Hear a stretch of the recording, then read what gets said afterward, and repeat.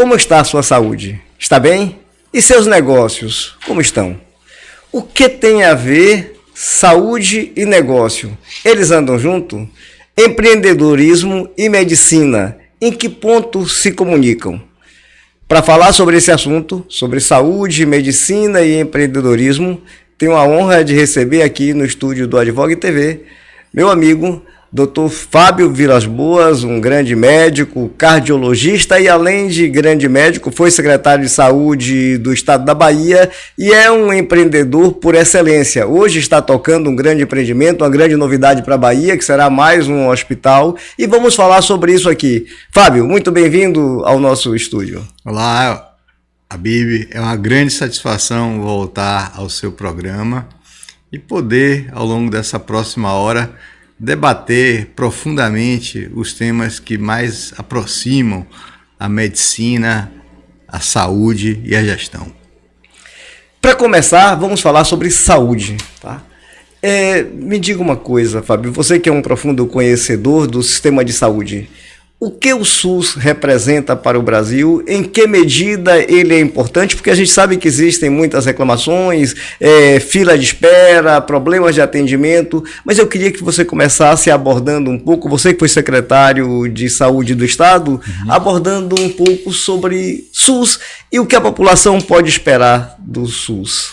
Olha, o SUS ele foi criado na Constituição de 1988. Antes da sua criação, havia no Brasil uma categoria de pessoas excluídas, que eram chamadas de indigentes, e eram atendidos nos hospitais públicos ou nos hospitais filantrópicos.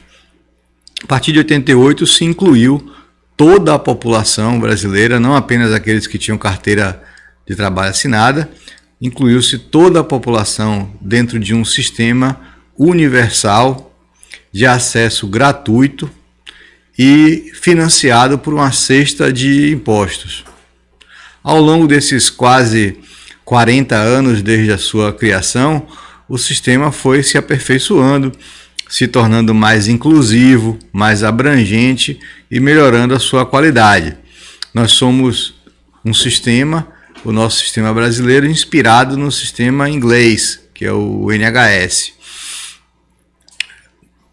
com a desvantagem de ser subfinanciado, porque nós somos um país muito pobre.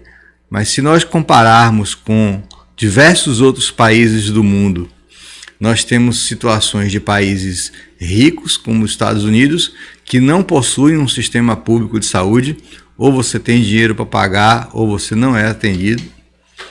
E você tem no outro extremo países de toda a África, da Ásia, da Índia, em que a população também não tem sistema público de saúde. Então, veja. Quando a gente pensa lá em China, por exemplo, a China ela é comunista, mas as pessoas pagam parte do seu tratamento de saúde. Aqui no Brasil não, aqui no Brasil é tudo gratuito.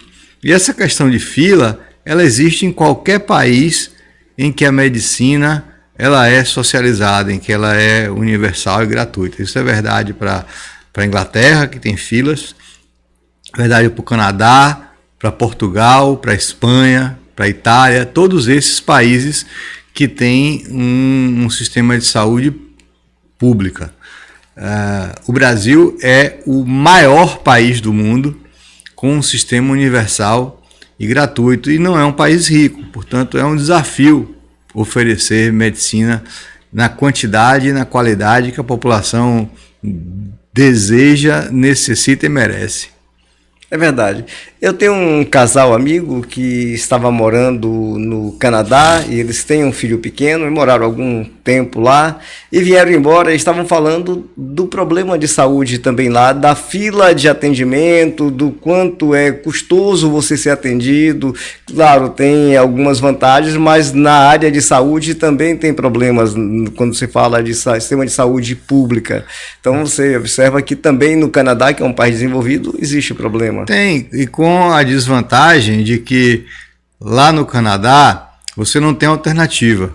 Ou você é atendido no sistema de saúde que existe, que é público, ou você não é atendido em outro lugar.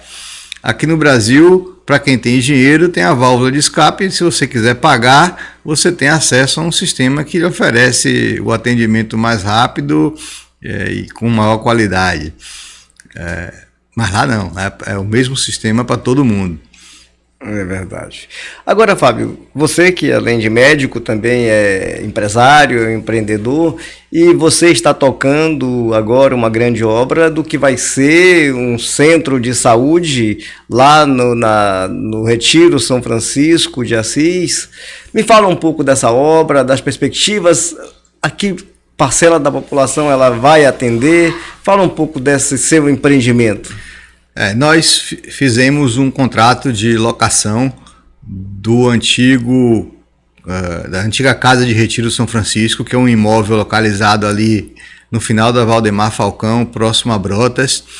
Um empreendimento que foi aberto em 1949, começou a construção em 45 e terminou em 49, com investimento de várias famílias da sociedade baiana, investimento do então Norberto Odebrecht, que estava começando a carreira dele, e aquele complexo de prédios que abrange quase 40 mil metros quadrados, ele esteve fechado de 2007 até recentemente, quando nós procuramos os franciscanos e propusemos a implantação ali de um hospital de transição, que é um novo segmento hospitalar no mundo. No Brasil, ele já tem pouco menos de 10 anos. É uma área em que você busca tirar as pessoas que estão nos hospitais de agudos, nos hospitais gerais, para uma estrutura mais dedicada ao processo de reabilitação, tanto física quanto psíquica e espiritual. Uma pessoa tem um AVC, vai ficar 2, 3 meses num processo de recuperação em um hospital de ponta, dentro de um quarto, com limitadíssimas opções de reabilitação, no máximo um exercício na beira do leito ou andar no corredor. A gente tira essa pessoa desse hospital assim que ela não tem mais risco de vida. A pessoa com AVC, uma pessoa com pós-operatório de uma cirurgia complexa, ortopédica, neurocirúrgica, um paciente com um processo de recuperação pulmonar, cardíaca ou mesmo oncológica. Vários pacientes entram num processo de caquexia durante a quimioterapia. A gente traz essas pessoas para um hospital de transição. Nesse hospital de transição, ela vai ser submetida a um intenso programa de reabilitação baseado em fisioterapia, em terapia ocupacional, fonoaudiologia para quem precisa, incluindo equipamentos de ponta. Nós teremos lá um centro de reabilitação com 130 metros quadrados, com tudo que existe de mais moderno em termos de tecnologia de recuperação neurológica de pessoas. Você tem uma ideia, uma pessoa que tem um AVC, ela tem uma janela terapêutica de neuroplasticidade, que após esse período, que varia em torno de 2 a 4 meses, não existe mais chance de se recuperar. Ou você inicia o programa de reabilitação neurológica precocemente, ainda dentro do hospital, ou essa pessoa vai ficar sequelada para sempre. E não adianta depois de 1 ano querer fazer exercício de reabilitação que não vai resolver. Espera aí, só uma parte, olha só que informação importante. Então, gostaria que você deixasse bem claro, então, quem sofre um AVC tem uma janela de tempo para que seja iniciado o processo de reabilitação sob pena de não mais ser possível, é isso? Exatamente. A pessoa tiver um AVC isquêmico, hemorrágico, ela pode recuperar 100% da sensibilidade e da força motora se você iniciar precocemente o programa de reabilitação. E o programa de reabilitação, ele tem que ser um programa ativo, em que você coloca a pessoa para poder fazer movimentos, a receber estímulos, tanto motores quanto sensitivos. A gente pode trabalhar com estimulação transmagnética, magnética transcraniana, pode trabalhar com realidade virtual, com uns óculos de realidade virtual que você coloca e a pessoa vê o mundo em 3D, Você pode trabalhar com o que a gente chama hoje em dia de gamificação, para poder ela se mexer com aqueles joguinhos que você sai... Que estimulam, né? Os jogos estimulam. Você pode aplicar aparelhos que permitam a pessoa andar com a eliminação da gravidade. Ele vai andar num circuito, repetindo o movimento de andar, sem o risco de cair para um lado por perda da força motora. Isso tudo você só encontra num hospital de transição, que é o que a gente vai oferecer, além de ser um ambiente extremamente aprazível. Você tem lá um bosque com 12 mil metros quadrados, com a via sacra belíssima, com 14 esculturas que foram doadas pelas famílias baianas na década de 40. Eu digo que ali é um espaço de cura física e espiritual. Mas eu conheço o espaço, você sabe que eu conheço aquele espaço, é um espaço realmente belíssimo e tive o privilégio de conhecer o projeto, né? E seu projeto, o projeto do hospital é um negócio fantástico. Eu vi lá equipamentos de última geração, coisas inéditas até, eu diria coisas inovadoras para a Bahia, exatamente para esse tratamento de pessoas, então, que estariam necessitando desse processo de reabilitação imediato. Mas, além disso, que outro público também seria público-alvo desse novo hospital? Esse é um hospital. É importante dizer que isso não é uma instituição de longa permanência de pessoas idosas. Isso não é um asilo. Isso é uma unidade hospitalar destinada a um processo de reabilitação prolongada. Às vezes demora 2 meses, 3 meses, 6 meses um programa de reabilitação para esse tipo de pessoas. E também não é um hospital de idosos. Nós podemos receber pessoas em qualquer faixa etária, menos crianças, nós não vamos ter criança nesse momento, mas jovens, um acidente de moto, teve uma fratura de coluna, um lesionado medular. Essas pessoas vão estar conosco lá num processo de reabilitação. Um outro segmento é o segmento de paliação, que são aquelas pessoas que possuem doenças que não possuem cura e que estão sofrendo, e o tratamento no domicílio não está sendo capaz de diminuir seu sofrimento, seja um sofrimento físico por dor, por falta de ar, ou um sofrimento psíquico. Então, essas pessoas a gente traz para o ambiente institucional hospitalar e vai dar um suporte terapêutico com psicólogo, com fisioterapeuta, com terapeuta ocupacional, com religiosos. Sim. Nós vamos ter 2 frades franciscanos residentes no hospital, vão rezar a missa na nossa igreja de manhã e de noite, vão dar assistência espiritual a todas as pessoas internadas dentro de um processo de capelania. E vamos fazer o suporte medicamentoso. Se a pessoa tem dor, a gente vai tratar a dor com medicamentos, com opioides, com morfina, para tirar a dor. E se essa pessoa estiver num processo de finitude, que ela tenha um processo de transição sem sofrer, em paz consigo e ao lado de suas famílias.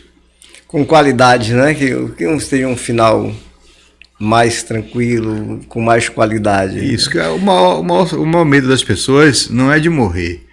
O maior medo é de sofrer durante o processo de morte. É verdade. E muitas pessoas acabam levando os seus parentes para hospitais gerais, e nesses hospitais as pessoas são internadas em UTI, e aquela pessoa tem os seus últimos momentos de vida cercada de pessoas estranhas, longe dos seus familiares. E é exatamente o que a gente não quer.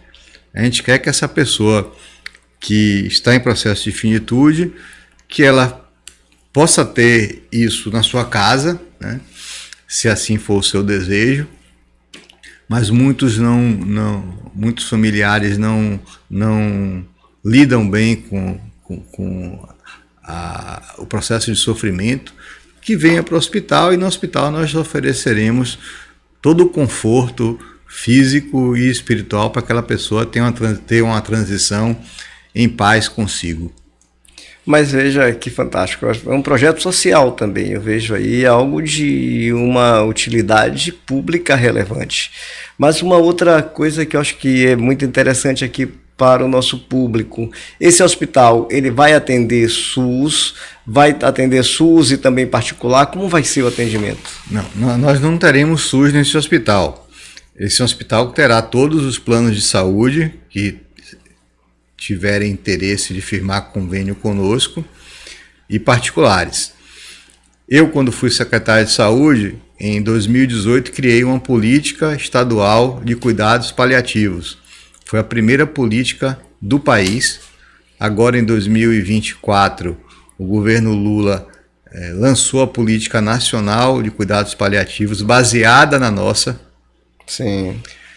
Nós criamos o primeiro hospital de cuidados paliativos do país, onde era o antigo Couto Maia, em Monte-Serrat, recuperando o nome original daquele hospital de 180 anos, que era o Hospital de Monte-Serrat.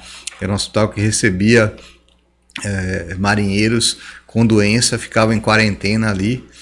Ele foi completamente restaurado, um prédio original de 180 anos, modernizado, e ele é um hospital destinado a pessoas em processo de paliação. Além de fazer paliação em ambiente hospitalar, num lugar belíssimo em Monte-Serrat, sob a Baía de Todos os Santos, ele é um núcleo de matriciamento da política de paliação da Bahia. Ele coordena a paliação em todos os hospitais públicos do estado, implantando a cultura da paliação, e ele também oferece atendimento domiciliar e paliação no domicílio. Oferece as medicações para que as pessoas possam ser tratadas em casa e poder ter um processo de morte acompanhado das suas famílias na sua casa. A gente sabe que é um dos momentos mais difíceis da vida de qualquer pessoa, é esse. É aquela história, sabemos que é uma coisa que vai acontecer com todos. Eu digo, tem um ditado que diz que quando você nasce você tem duas certezas. Uma é que você vai pagar imposto e a outra é que você vai morrer. São as duas certezas que você tem na vida. Então, mas esse último é o que ninguém quer, né? Porque é realmente algo muito doloroso, apesar de ser certo, mas é um momento de muita dificuldade, não só para quem vai, mas também para quem fica. A família, de modo geral, sofre, é realmente um processo. Então, essa ação que você desenvolveu, esse projeto aqui na Bahia, eu acho que realmente é algo que merece elogios e que merece replicação, sem dúvida nenhuma. É o momento onde o cidadã mais precisa de conforto e de amparo, é esse momento. Acho que o caminho efetivamente é esse. E falar da morte não faz a morte acontecer mais cedo. Não, de jeito nenhum. As pessoas precisam ter essa desmistificação de conversar com quem está doente, que você sabe que vai morrer em algum momento, sobre quais são as suas opções de fim de vida. Você tem que conversar. Você quer morrer no hospital, você quer ir para um UTI, você quer ficar em casa, quais são os limites para poder ficar ou ir para o hospital, montar a estrutura para poder permitir que a pessoa tenha conforto dentro de casa. Essa é a missão principal, evitar levar a pessoa para o hospital.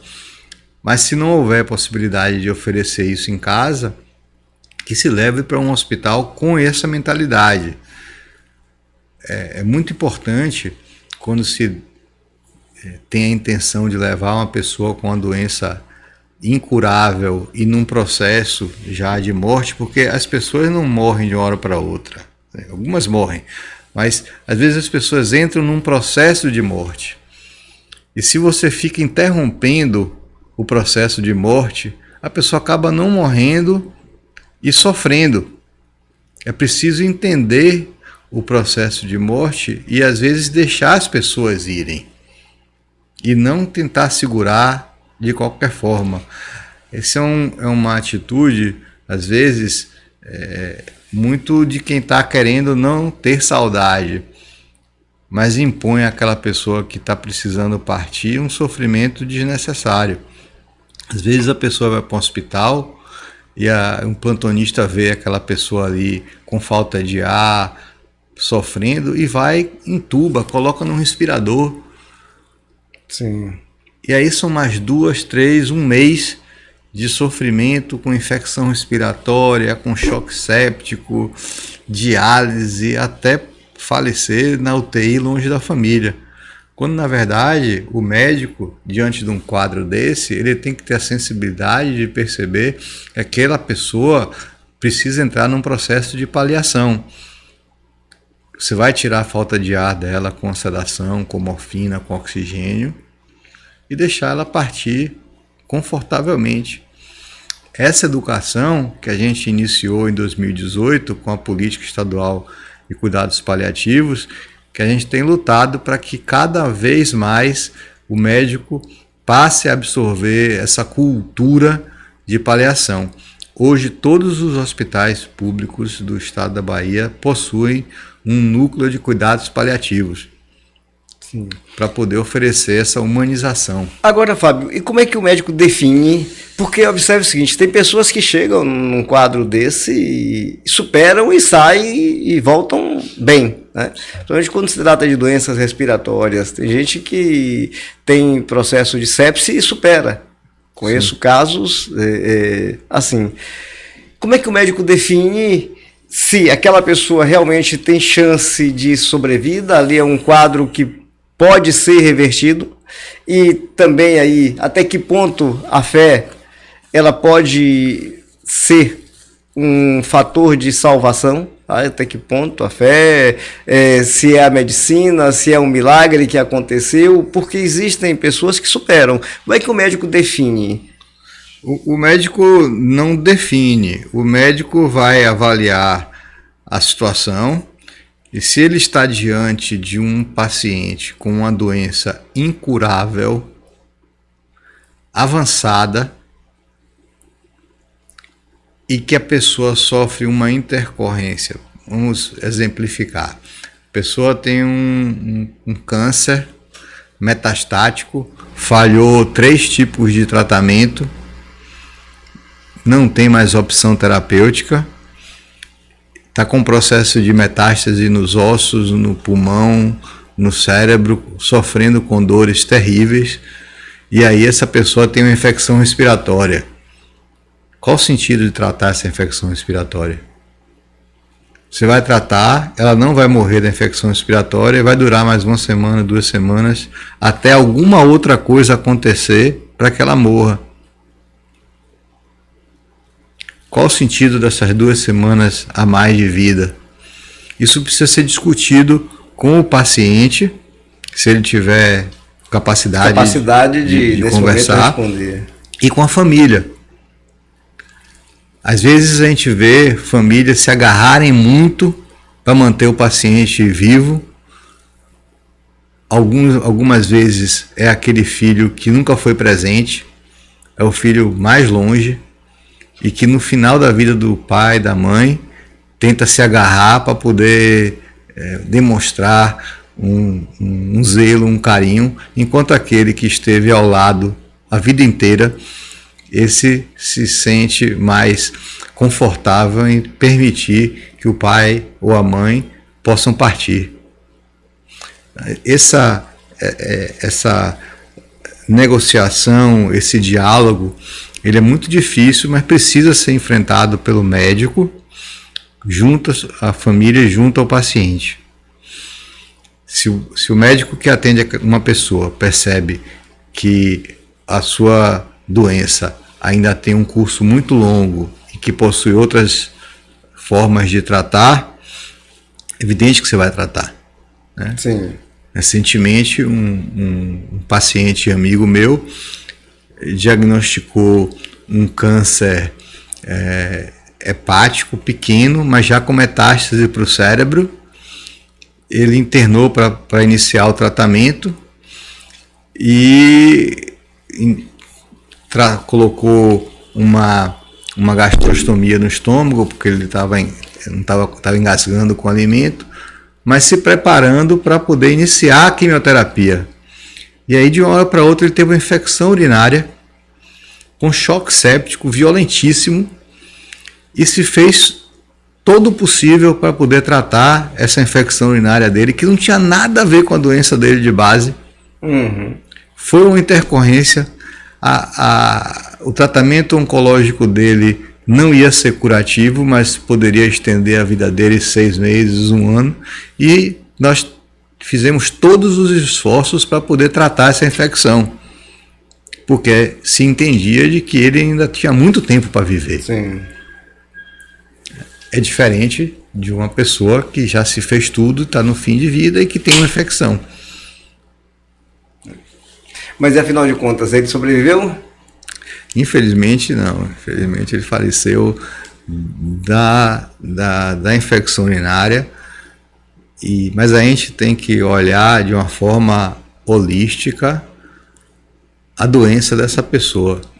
Ele tinha várias metástases cerebrais, ele já não conseguia falar, ele já não conseguia engolir, já estava comprimindo os olhos, ele ia ter uma vida muito sofrida, com quimioterapia, com radioterapia. Então, às vezes, por mais doloroso que isso seja para a família, para quem foi muito melhor ter morrido dessa infecção do choque séptico do que ter enfrentado 6 meses de tratamento de uma doença que não tinha cura e que só se ia tentar diminuir a velocidade de progressão. Não, se falar nisso, meu pai, ele faleceu aos 76 anos, mas era um homem forte, ativo, estava muito bem, e foi assim, ele acordou um dia de manhã, chamou minha irmã para ir trabalhar, falou para minha mãe, estou suando frio, vou deitar mais um pouquinho. Pouco tempo depois, minha mãe foi ver, ele estava sem vida, teve uma parada cardíaca fulminante. Uma coisa que eu disse assim, tipo, meu pai foi, mas pelo menos ele não sofreu. Sim. Porque quem sofre é quem fica, porque não esperava. Quem sofre é quem fica, exatamente. A dor muito grande é de quem fica, mas quem foi uma coisa muito breve, né? Foi uma coisa que foi um momento muito rápido. Sim. Então eu dizia, ele pelo menos ele não sofreu. É uma partida digna. Sim. Acho que é uma partida digna. Mas, Fábio, vamos mudar de assunto, né? Porque já chega de... Vamos falar de outro assunto. Vamos lá. O médico, de modo geral, cidadão, cidadã, faz a faculdade de medicina, ele sai médico ou médica, e agora o que fazer? Quais são as opções que se abrem diante dele? Ele vai dar plantões em hospitais, ele vai montar o próprio consultório, mas montar o próprio consultório significa empreender, né? Então ele tem um leque de opções. Não só, isso não acontece só com o médico, isso acontece com o médico, isso acontece com o bacharel em direito que se forma e ele vai advogar, ou vai fazer concurso, ou vai trabalhar para alguém, e outras profissões também, o contador, ou seja, a faculdade prepara você para o exercício profissional, mas ela não lhe prepara para o empreendedorismo. Sim. E você, que além de médico, é um empreendedor, é um empresário, é um visionário, é uma pessoa que está aí sempre buscando coisas e fazer algo e fazer diferente. Eu te pergunto, os cursos de medicina estão aí a todo vapor? Houve uma ampliação muito grande no número de vagas de medicina, mas para o Brasil ainda é pouco, a gente sabe que ainda há uma carência de médicos, isso é verdade, há uma carência de médicos no nosso país, ainda é uma excelente profissão, é sim uma excelente profissão, medicina, sem contar que é uma medicina, é uma profissão nobre porque tem como missão salvar vidas, mas o médico, ele tem que sobreviver. Sim. Ele investiu, a família investiu e ele terminou a faculdade de medicina para sobreviver. Que conselhos você daria? O que é que você diria para esse jovem médico que está se formando? Quais conselhos? O médico, quando ele conclui os 6 anos de graduação, ele não está preparado para exercer a medicina. Os próximos anos de treinamento sob supervisão, que é chamado de residência médica, são os anos principais da formação do médico. É ali que ele vai, de fato, aplicar toda a teoria que ele aprendeu durante 6 anos. Existe uma deturpação no sistema hoje, porque você tem um número de médicos em processo de graduação muito superior ao número de vagas de residência médica que são ofertadas. Sim. Paralelamente, você, com a criação das faculdades privadas, os médicos saem endividados, dívidas que geralmente são dos pais, e essas dívidas precisam ser pagas logo que a pessoa se forma. Então você tem um profissional que, ao se formar, ele se sente pressionado a ganhar dinheiro imediatamente. Parte desses profissionais não vai fazer residência porque precisa pagar a conta dos 6 anos da faculdade e ajudar a diminuir o peso dos pais que bancaram. Parte não vai fazer residência porque estudou numa faculdade muito ruim e não preparou, e ele não vai conseguir passar na residência médica. Para os que conseguem entrar, para os que conseguem não ter essa infelicidade de ser obrigado a não seguir adiante, para esses privilegiados, disputar a vaga da residência é fundamental. Eu oriento todos os acadêmicos que lutem para entrar numa residência médica, a melhor que ele puder passar, mas jamais, se for por opção, deixar de fazer a residência médica. 1 ano já faz diferença. Você tem residência de 1 ano, tem residência de 2 anos, tem residência de 3 anos, tem residência de 5 anos, dependendo da especialidade. Geralmente você quer ser um especialista, um cardiologista, você vai fazer 2 anos de clínica médica, de clínica geral, 2 anos de cardiologia. Seriam 4 anos, então. 4 anos. Para qualquer especialidade clínica, que não é de acesso direto, como neurologia, você faz 2 de clínica, 2 de especialidade. E mais 1 ano de subespecialidade. Então, geralmente o prazo de formação do médico é pelo menos mais 4 anos depois dos 6 da faculdade. E aí depois o indivíduo pode entrar no mercado de trabalho e paralelamente cursar o seu mestrado ou doutorado. Isso você vai ter um profissional altamente qualificado, que vai realmente fazer uma grande diferença para o meio onde ele está atuando. Mas esse funil, ele é muito estreito. Nem todos conseguem fazer residência, nem todos querem ou conseguem fazer um mestrado ou um doutorado ou um fellow no Brasil ou fora do Brasil, e esses profissionais vão para o mercado. Os cursos de medicina, eles têm uma grande deficiência. Alguns, hoje em dia, já estão corrigindo isso. Você falou que o médico precisa empreender, ele vai fazer um consultório. Nós terminamos o curso de medicina, a gente não sabe o que é um CNPJ, o que é imposto. E a primeira coisa que dizem para a gente no dia seguinte à nossa formatura, se você quiser dar um plantão, é que você tem que abrir uma pessoa jurídica.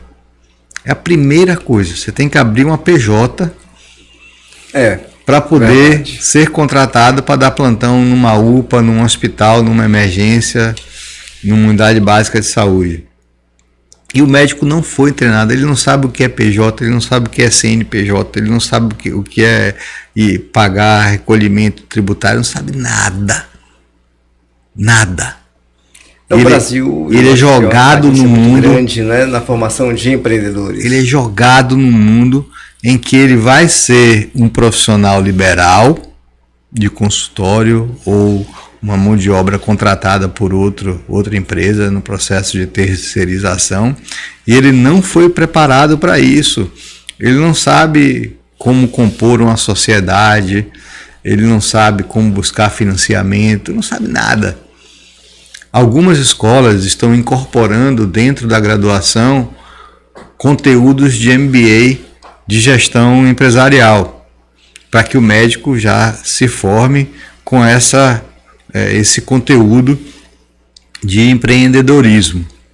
Não só para sobreviver como profissional liberal, mas como para vislumbrar a implantação de serviços, né?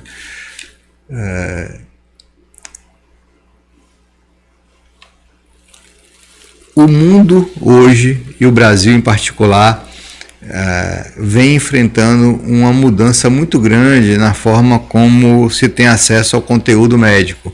Você tem hoje acesso, através da internet, a um conteúdo enorme. As inteligências artificiais generativas dão respostas a vários questionamentos. Antes das IAs, a gente já tinha os Googles. O paciente vinha para a consulta sabendo mais da doença dele do que às vezes o próprio médico. O sujeito vai lá e pesquisa, já vinha iniciado de informações. Para testar o médico, para saber se o médico estava sabendo tudo. Esse processo todo, aliado com a quantidade imensa de médicos que estão sendo formados hoje em dia e com as redes sociais, se está criando um espaço extremamente perigoso para o médico mal formado, que não conseguiu se qualificar através de uma residência, de uma pós-graduação, de uma especialização, que não tem registro de especialista naquilo, mas que tem um rosto bonitinho, fala bem, tem um marqueteiro bom por detrás e que constrói uma persona numa rede social e vai se autopromover e gerar conteúdo, buscar seguidores. Várias pessoas hoje procuram o médico com base no seu perfil no Instagram. É verdade, não só o médico, mas o médico, o advogado. As pessoas hoje buscam um profissional com base no perfil do Instagram. Pois é, então você começa a ter naquele espaço dois indivíduos, um altamente qualificado, mas que não é bom de mídia e que não gosta de mídia. Grande parte dos médicos bem formados, professores, eles não se sentem à vontade em fazer esse tipo de autopromoção, de exposição. E do outro, o médico que não tem alternativa a não ser vender através de marketing.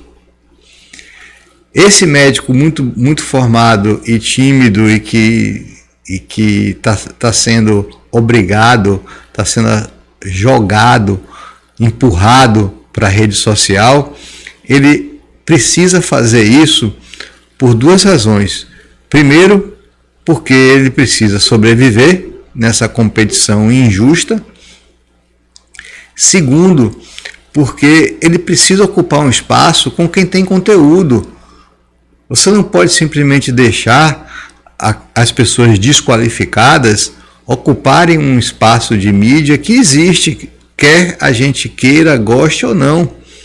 Isso é verdade. Então, quem tem conteúdo tem obrigação de ocupar espaço, de levar informação verdadeira para poder ocupar o espaço, que senão o espaço vai ser dos médicos produzidos pelo marketing. Não, e o que está acontecendo hoje, de modo geral, é que você vê muita gente jovem, muito bom de marketing, bom de conversa nas redes sociais e com um grande poder de convencimento, porque eles fizeram, inclusive, tem inúmeros cursos que preparam o profissional para esse marketing nas redes sociais.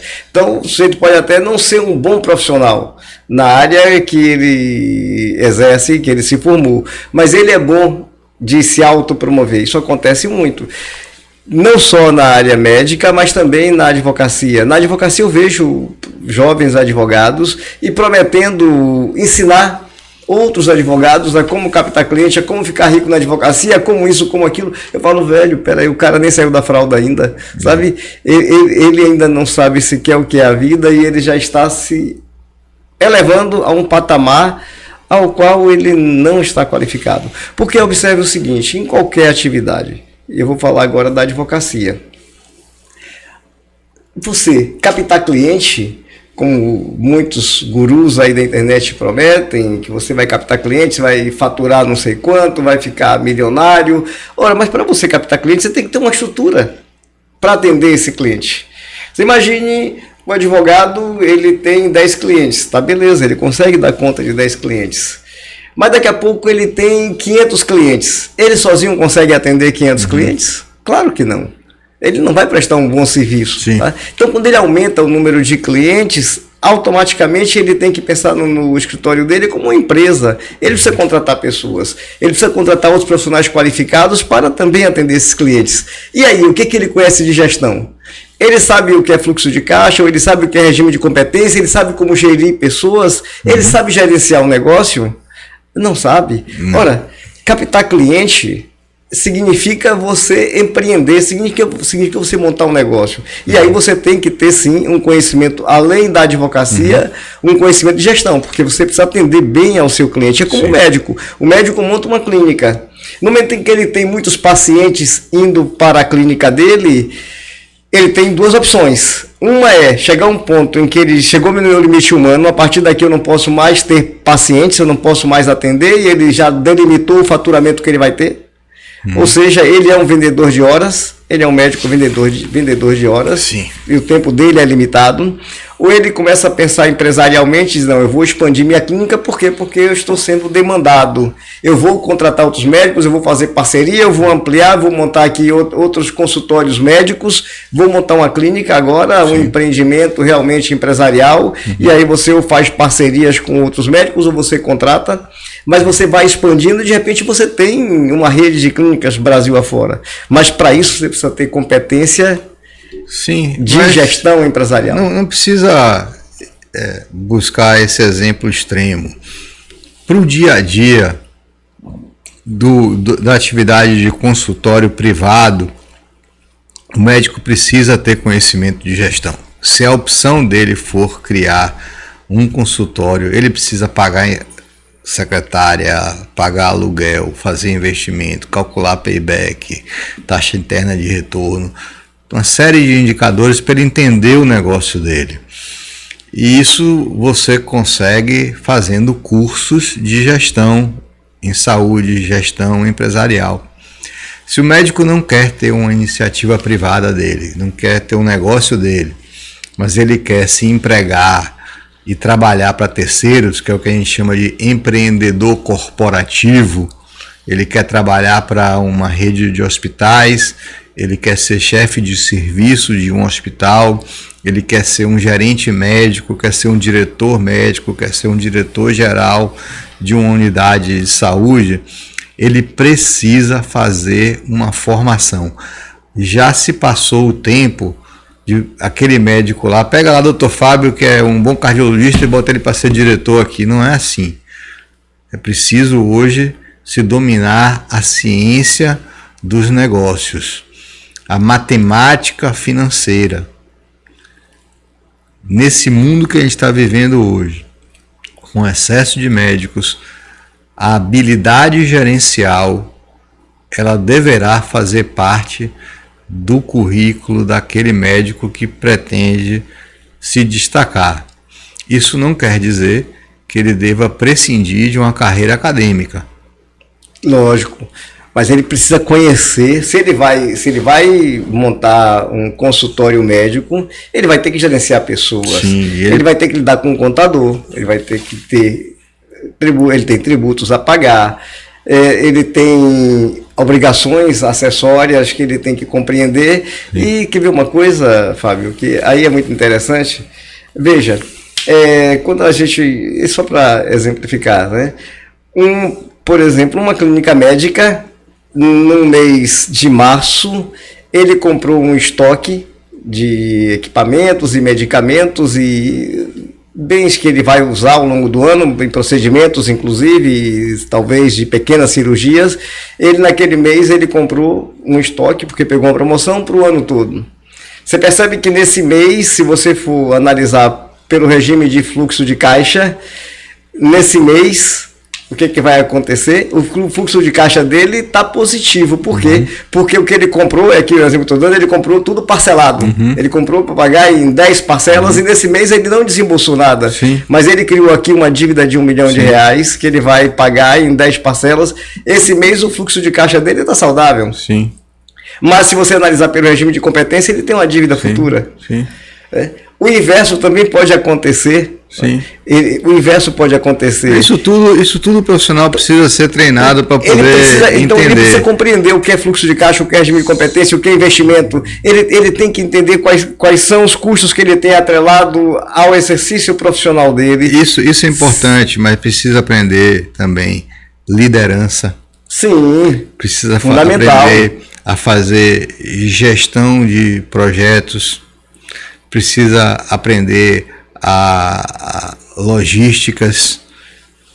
Tudo isso a pessoa aprende num sistema de formação complementar através de cursos ou de mestrados ou MBAs.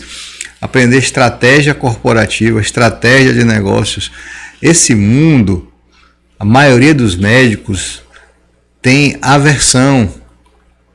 O médico é formado para ser padre. Ele é formado para poder se dedicar a curar, a salvar vidas e não para ganhar dinheiro.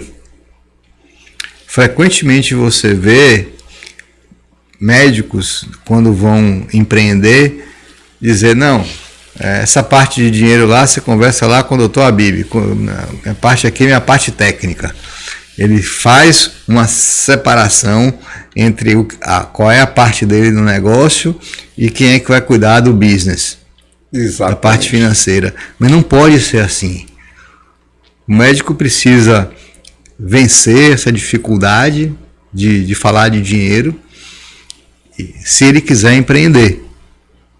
Eu tenho 2 filhos médicos e eu insisto para que os dois busquem uma formação complementar em gestão empresarial, mas ambos cresceram num ambiente domiciliar, em que era uma fase da minha vida em que eu era altamente produtivo cientificamente, vivia rodando o mundo dando palestras, e eles viram, através do exemplo, aquele pai, aquele médico cientista, e eles foram contaminados com esse vírus, e eles são excelentes médicos, excelentes alunos.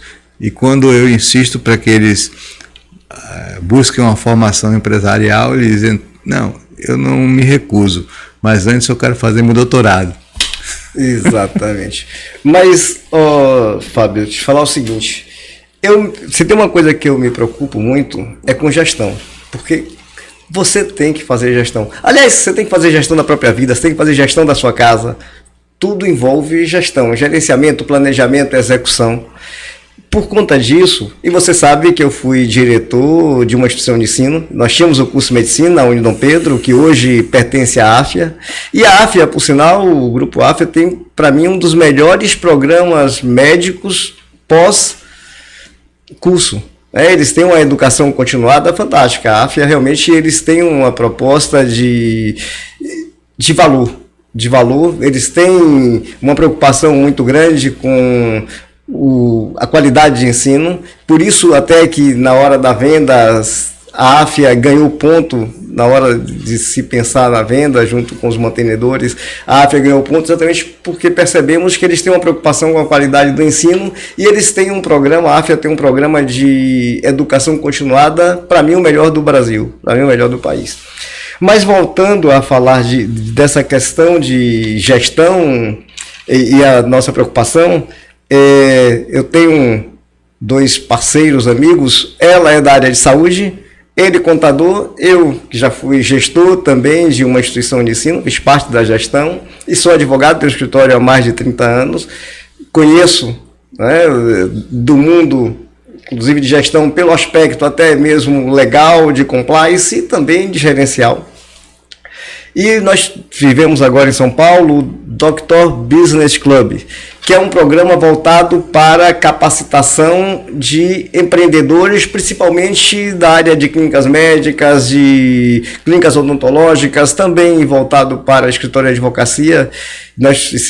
Foi agora em outubro em São Paulo, e eu participei, lá fiz uma palestra, e vamos fazer ano que vem aqui na Bahia. Nós teremos uma edição do Dr. Business Club aqui na Bahia. Carinho L, que é da área médica, O Anderson é contador e eu advogado, e a gente vai fazer esse evento aqui em Salvador ano que vem. E você já está convidado a participar. Você já está aqui de antemão convidado para ser um integrante, porque eu sei que você tem muito a contribuir. Nessa área você tem muita bagagem e a gente quer exatamente se unir a pessoas como você, tá, Fábio? Mas eu queria que você, aqui, já chegando ao final desse nosso bate-papo, deixasse suas considerações finais do seguinte ponto. Primeiro, falando para o público médico e agora falando sobre o médico empreendedor, e você aqui fez uma abordagem, como você realmente vencer barreiras na medicina sem perder o processo de humanização. Afinal de contas, o médico ele tem que ter um processo de humanização muito grande porque lida com vidas humanas. A medicina ela não pode ser apenas mercância, ela tem uma função social muito grande. Como compatibilizar e quais conselhos você deixaria aqui para essa grande massa de novos médicos aí que estão chegando ao mercado? A primeira missão do médico, o primeiro compromisso dele é com o paciente. Ele tem um compromisso de vida, de dedicar todo o seu conhecimento para fazer com que aquela pessoa sofra menos, né, se estiver sofrendo. E aquele médico que prestou aquele serviço, ele precisa ser remunerado. Em várias formas de remunerar. Tem o pagamento do bolso, quando o paciente tem a relação direta com o médico, e ele pode ser remunerado através de um terceiro, um plano de saúde, ou ele pode ser remunerado por um ente público. Ou esse médico pode ser um funcionário público prestando serviço. A forma como o pagamento é feito para o médico não interessa. O que interessa é a qualidade do serviço que é prestado.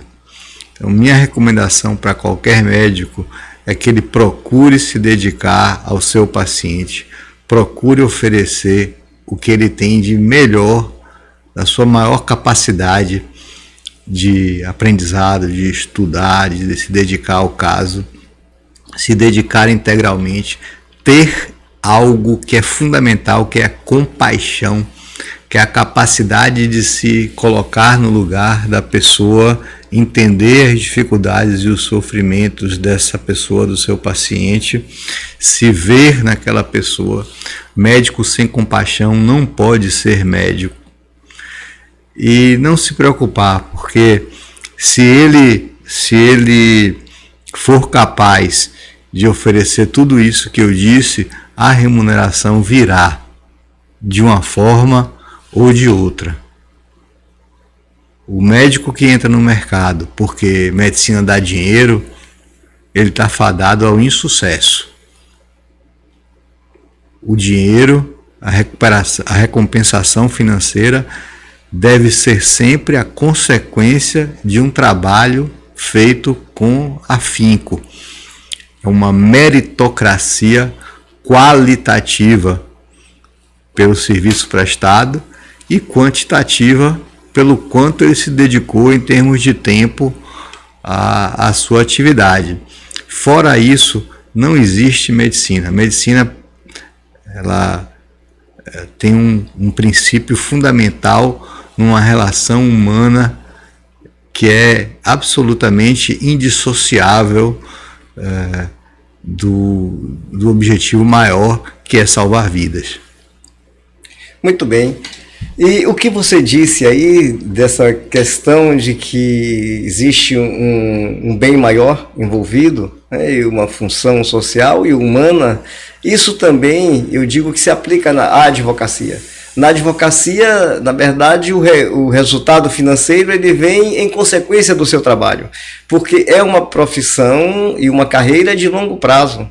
Não pense que você, que a advocacia também é algo imediatista, porque não é. Até porque um processo costuma demorar alguns anos. E você cuida de pessoas também. Francesco Carnelucci, ele fazia um paralelo entre a atividade médica e a advocacia. Aí ele dizia que quando o médico erra, dói na alma. E o advogado, quando erra, dói no bolso. É mais ou menos assim. Mas, Fábio, muito obrigado por ter aceitado o nosso convite. Foi muito bom estar com você aqui mais uma vez. As portas estão sempre abertas. E, cara, muito sucesso aí no seu novo empreendimento. Que sei que esse hospital vai ser um tremendo sucesso e uma utilidade pública muito grande. E gratidão a você. E a você que nos acompanha, meu muito obrigado e até a próxima.